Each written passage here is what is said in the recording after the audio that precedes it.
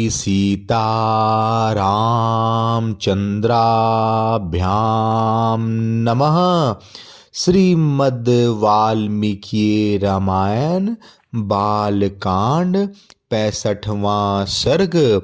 विश्वामित्र की घोर तपस्या, उन्हें ब्राह्मणत्व की प्राप्ति तथा राजा जनक का उनकी प्रशंसा करके उनसे विदा ले राजभवन को लौटना। शतानंद जी कहते हैं, श्री राम पूर्वोक्त प्रतिज्ञा के अनंतर महामुनि विश्वामित्र उत्तर दिशा को त्याग कर पूर्व दिशा में चले गए और वहीं रहकर अत्यंत कठोर तपस्या करने लगे। रघुनंदन 1 सहस्त्र वर्षों तक परम उत्तम मौन व्रत धारण करके वे परम दुष्कर तपस्या में लगे रहे।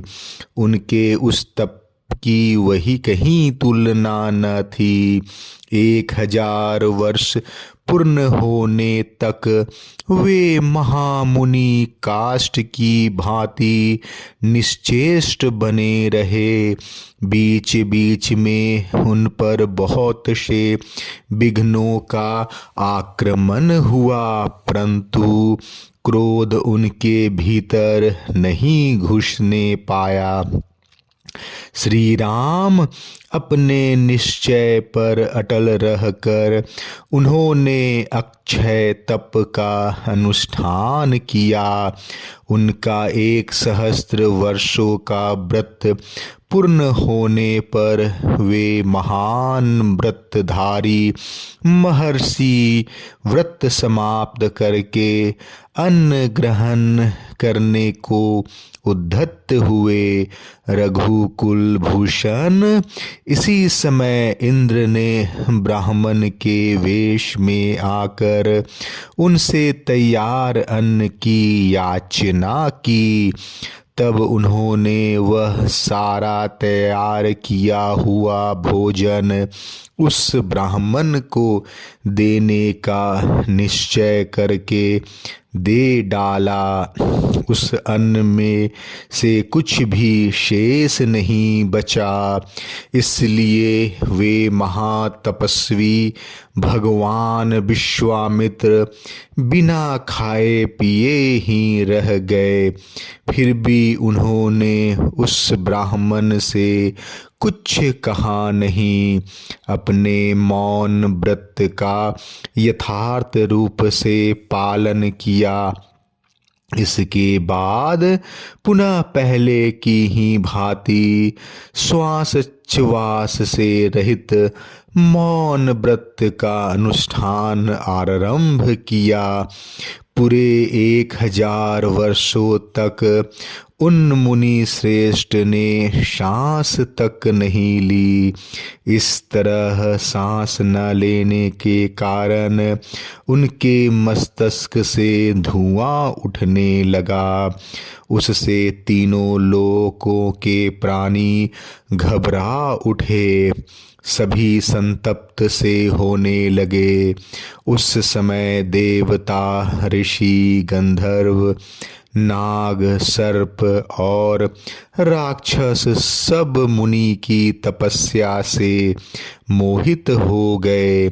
उनके तेज से सबकी कांति फीकी पड़ गई। वे सब के सब दुख से व्याकुल हो पितामह ब्रह्मा जी से बोले, देव अनेक प्रकार के निमित्तों द्वारा महामुनि विश्वामित्र को लोभ और क्रोध दिलाने की चेष्टा की गई, किंतु वे अपनी तपस्या के प्रभाव से निरंतर आगे बढ़ते जा रहे हैं।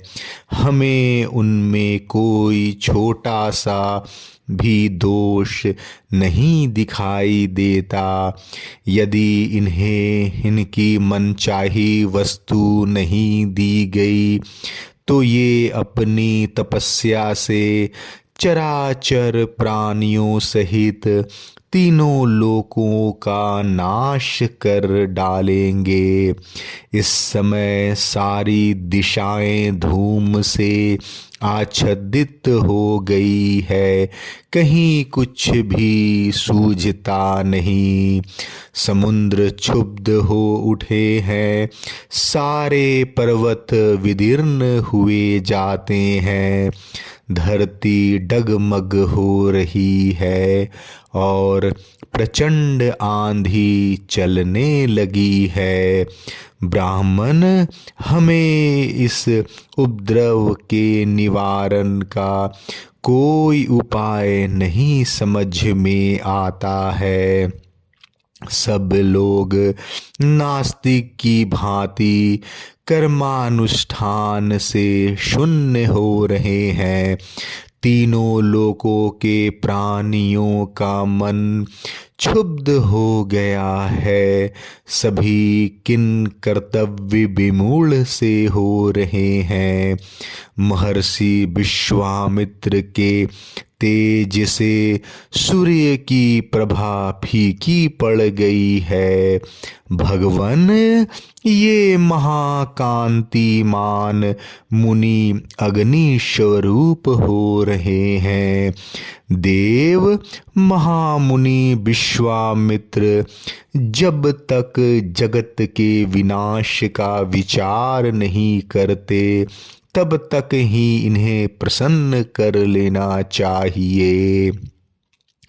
जैसे पूर्व काल में प्रलय कालिक अग्नि ने संपूर्ण त्रिलोकी को दग्ध कर डाला था, उसी प्रकार भी ये भी सबको जलाकर भस्म कर देंगे। यदि ये देवताओं का राज्य प्राप्त करना चाहें तो वह भी इन्हें दे दिया जाए। इनके मन में जो अभिलाषा हो उसे पूर्ण किया जाए। तदंतर ब्रह्मा आदि सब देवता महात्मा विश्वामित्र के पास जाकर मधुर वाणी में बोले, ब्रह्मर्षि, तुम्हारा स्वागत है। हम तुम्हारी तपस्या से बहुत संतुष्ट हुए हैं। कुशिक नंदन, तुमने अपनी उग्र तपस्या से ब्राह्मण तत्व प्राप्त कर लिया। ब्राह्मण मरुद गणों सहित मैं तुम्हें दीर्घायु प्रदान करता हूँ। तुम्हारा कल्याण हो। सौम्य, तुम मंगल के भागी बनो और तुम्हारी जहाँ इच्छा हो वहाँ सुखपूर्वक जाओ। पितामह ब्रह्मा जी की यह बात सुनकर महामुनि विश्वामित्र ने अत्यंत प्रसन्न होकर संपूर्ण देवताओं को प्रणाम किया और कहा, देवगण, यदि मुझे आपकी कृपा से ब्राह्मण तो मिल गया और दीर्घ आयु की भी प्राप्ति हो गई तो ओंकार व षटकार और चारों वेद स्वयं आकर मेरा वरण करें।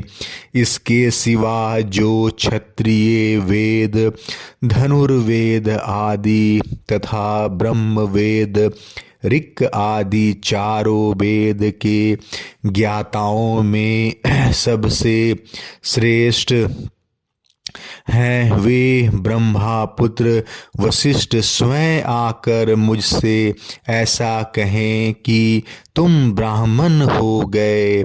यदि ऐसा हो जाए तो मैं समझूंगा कि मेरा उत्तम मनोरथ पूर्ण हो गया।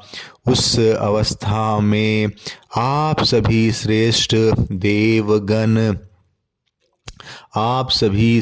देवगण यहाँ से जा सकते हैं। तब देवताओं ने मंत्र जप करने वालों में श्रेष्ठ वशिष्ठ मुनि को प्रसन्न किया।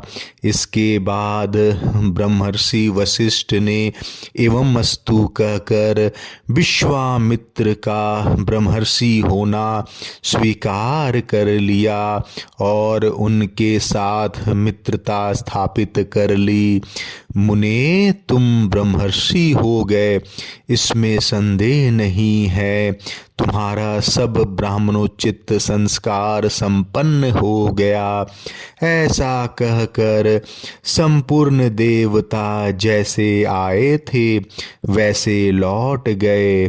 इस प्रकार उत्तम ब्राह्मणत्व प्राप्त करके धर्मात्मा विश्वामित्र जी ने भी मंत्र जप करने वालों में श्रेष्ठ ब्रह्मर्षि वशिष्ठ का पूजन किया।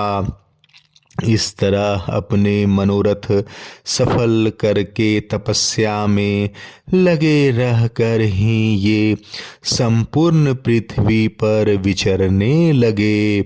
श्री राम इस प्रकार कठोर तपस्या करके इन महात्मा ने ब्राह्मणत्व प्राप्त किया।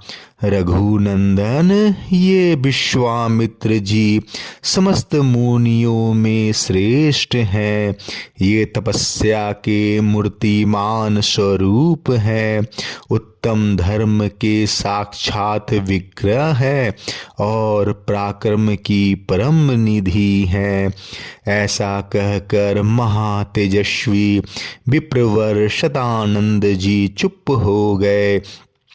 शतानंद जी के मुख से यह कथा सुनकर महाराज जनक ने श्री राम और लक्ष्मण के समीप विश्वामित्र जी से हाथ जोड़कर कहा, मुनि प्रवर कौशिक, आप ककुतस्थ कुल नंदन श्री राम और लक्ष्मण के साथ मेरे यज्ञ में पधारे, इससे मैं धन्य हो गया। आपने मुझ पर बड़ी कृपा की। महामुने ब्राह्मण, आपने दर्शन देकर मुझे पवित्र कर दिया। आपके दर्शन से मुझे बड़ा लाभ हुआ, अनेक प्रकार के गुण उपलब्ध हुए।